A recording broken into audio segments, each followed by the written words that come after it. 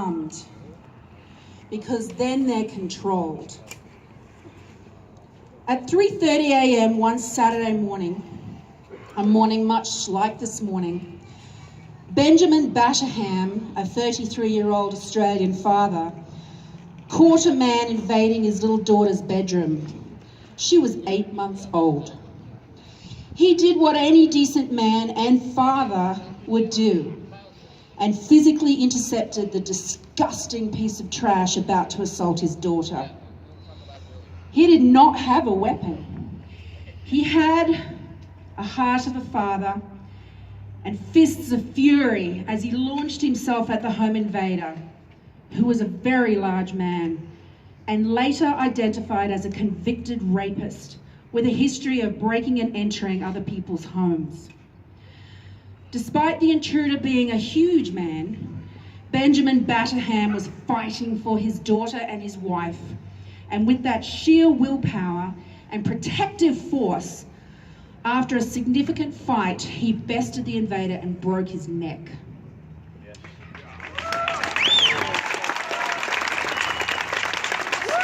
Yeah. He saved his family that early morning. His reward in Australia, arrested and charged with recklessly inflicting grievous bodily harm. When the intruder later died, those charges were increased to murder and he got sent to prison. Think about that for a minute. Another man in Australia, Doug Dilder, a 90-year-old man going about his business one Friday evening at 7:30 p.m, making dinner. A masked intruder burst into his home and he was bashed to within an inch of his life by the gutless assailant, leaving him with severe head injuries, a broken jaw and a fractured eye socket. His home was robbed and he was left to crawl in all his pain and humiliation, covered in his own blood, barely seeing where he was going, across to his neighbours, where he was transported to hospital and was listed as critical for some time. The coward attacker was never found. Australia's legal rulings on intruder assault and death come down to the concept of self-defence, and I think everybody here knows something that the vast majority of Australians, and particularly the Australian government, doesn't understand. We have a right to defend ourselves. And in Australia,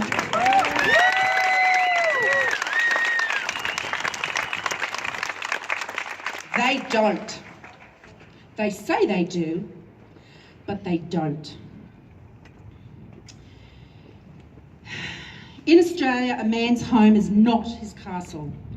In 2012, the Australian courts awarded a man $50,000 after he was caught breaking into a pub and was bashed by the licensee.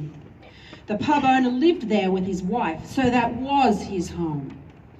The courts also ruled that the homeowner pay an additional $18,500 to the intruder's mother for the trauma of seeing her son injured.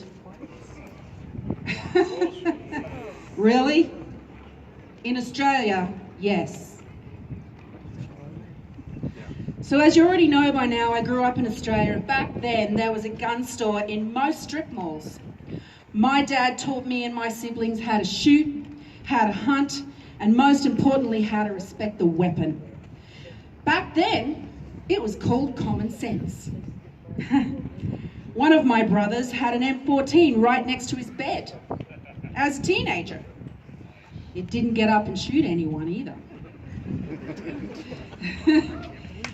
We had guns and ammo through the house. We had friends, family and neighbours constantly visiting, and not once did anyone ever think about pointing a gun at another person. Ever. So what's happened between then and now? Well, in Australia, God was taken out of schools, and today most of those corner gun stores have been replaced with liquor stores. And now the vast majority of Australians are too addicted to alcohol and prescription drugs to be part of the strong hunting culture in which I was raised. A culture which saw me and my siblings learn how to be self-reliant and responsible through hunting and using the meat and skins for our family. And we lived in the city. Australian gun laws are not a model for the United States. Yeah.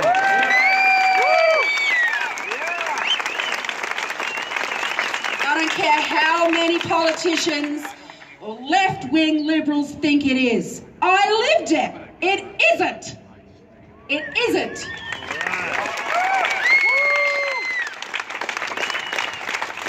American liberals who think we should copy Australia don't live there, so they don't know how those laws changed the country and the culture of Australia. Yes! In exchange for people like us. Thank you. We're happy to be here. We love America. Now, Australian citizens can still buy guns. They must have what's considered to be a valid reason. And guess what, people? Self-defense isn't one of them. Can you believe that? In fact, it never was, even before the 1996 gun grab. Now, it didn't take all the guns. There's still plenty of guns in Australia. It just became highly regulated.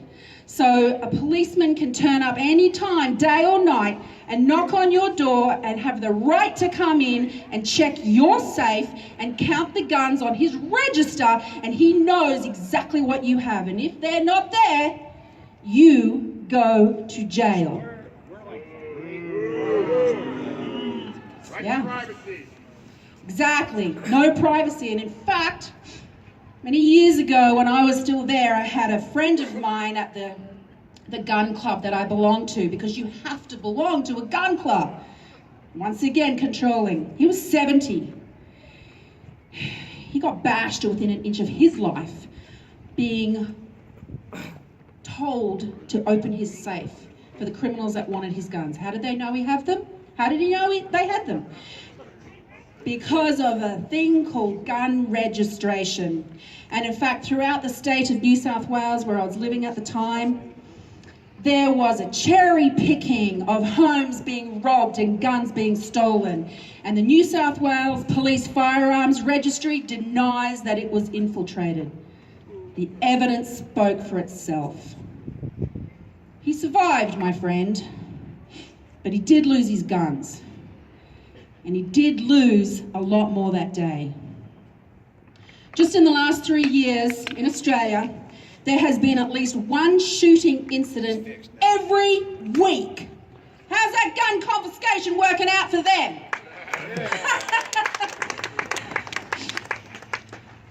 The number of known criminals caught with firearms has increased more than 5 times in the last 5 years.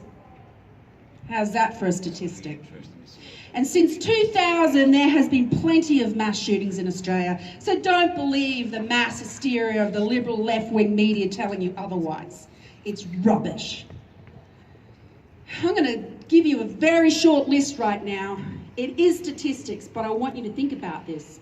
In 2002, there was what was called a Cabramatta wedding shooting. Yep, at a wedding, 7 were shot. In 2002, there was a university shooting, 7 shot and 2 killed. In 2003, there was a drive-by shooting in Greenacre in the suburb of Sydney. 2 killed after 100 rounds fired into a house. 2003, there was a gun battle on the streets of Sydney. I bet you didn't hear about that. In 2007, in the Melbourne CBD, there was a shooting, 3 shot, 1 killed. In 2010, in Roxburgh Park in Sydney, there was a shooting, 4 killed. In 2011, there was a Hectorville shooting in Sydney, 5 shot, 3 killed. 2014, Lockhart shooting, 5 killed. 2014, Wedderburn shooting, 3 killed. 2015, Bitterston shooting, 3 killed. 2015, Hermidale shooting, 3 killed. And 2016, Port Lincoln shooting, 5 killed. And 2016, 2 more times, Ingleburn shooting, 4 shot, 2 killed. Banksia Grove shooting, 3 shot, 2 killed. And then there was one in a shopping centre. 4 shot. 2017, there was a thing called the Brighton Siege, 5 shot, 2 killed. You can see clearly, everyone, that gun confiscation didn't help the citizens of Australia. It won't work here either. We need to protect our rights.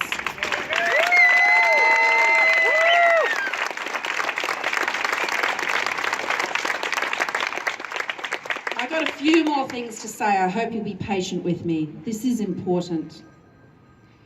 Gun confiscation did not reduce gun violence, nor did it reduce violent crime. Violent crime is the measuring stick. Whenever you're talking to somebody about gun control, they forget it comes under the banner of violent crime. Methodologies change because you can't legislate a person's thoughts and minds. They will do what they want to do, regardless of how you try to control them. Just the honest people will be left without a means to level the playing field. As a woman, as an older person, as even one man ganged up on by several other men, we need to be able to level the playing field. It's our right to defend our lives.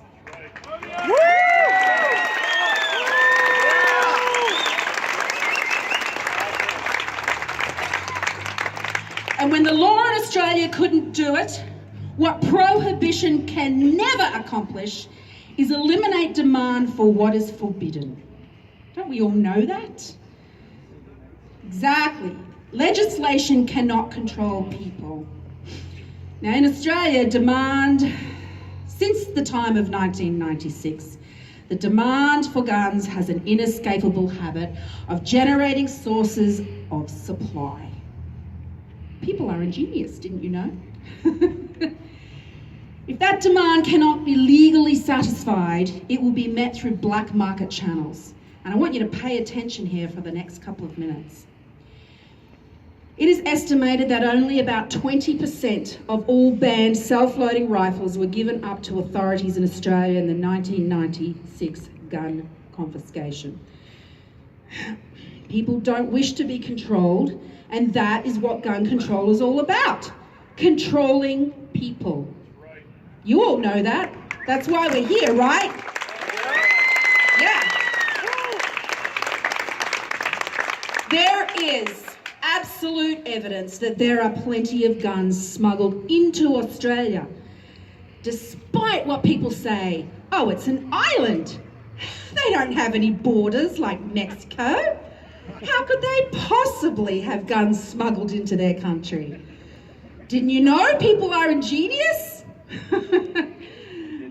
The politicians in Australia speak out about this constantly. And you can rest assured, my friends, that when politicians announce that they don't tolerate something, it's a fair bet that something is completely out of hand. So yes, guns are anything but controlled in Australia. Police admit they cannot eradicate a black market gun peddling in Australia, which includes automatic weapons and even rocket launchers. You heard me right. In fact, between 2005 and 2006, there was a massive 83% increase in firearms offences in the state of New South Wales alone. That's the state Sydney's in. And between 2014 and 2015, an even bigger jump in the state of Victoria. That's the state below. In fact, Australians are more at risk from gun crime than ever before, with the country's underground market for firearms ballooning just in the past decade. The 1996 confiscation after the Port Arthur massacre has spawned a huge criminal demand for weapons. There's always cause and effect. Once you enable organised crime, there are no boundaries. In fact, Australia's organised criminal outfits have learned the joy of DIY production. In 2012, an Australian man was arrested for manufacturing a gun. and many more for criminals. A year later, another man who happened to be a jeweller was busted for cranking up to 100 of the perfectly constructed MAC-10 machine guns for motorcycle gang members. If anything, Australians are quite ingenious. Australia's homicide rate as of 2014 is 1.8 to 2 per 100,000 people. By contrast, the United States has seen its murder rate drop from 9.3 per 100,000 in 1992 to 4.5 per 100,000 in 2014. During this time, the number of firearms in civilian hands increased by roughly 50% to an estimated 300,000. Sorry, 300 million, I should say. Let's get that right. If we remove gun-free cities from those statistics, like Chicago and Atlanta, etc., the rate drops to below Australia. Below. I feel safer here than I do in Australia every damn day. If Australia's gun policy did anything, it drove many of the country's peaceful gun owners underground. Everyday citizens being sent to prison for protecting their homes and their families, and an increase in criminal gun violence. That crime network has now developed international contacts and grown wealthy and dangerous. Australia may not have learned from our experience here in the United States and our culture, which we love and adore and know it's right, but we don't have to emulate that country's mistake. I know. God bless America, the land of the free and home of the brave!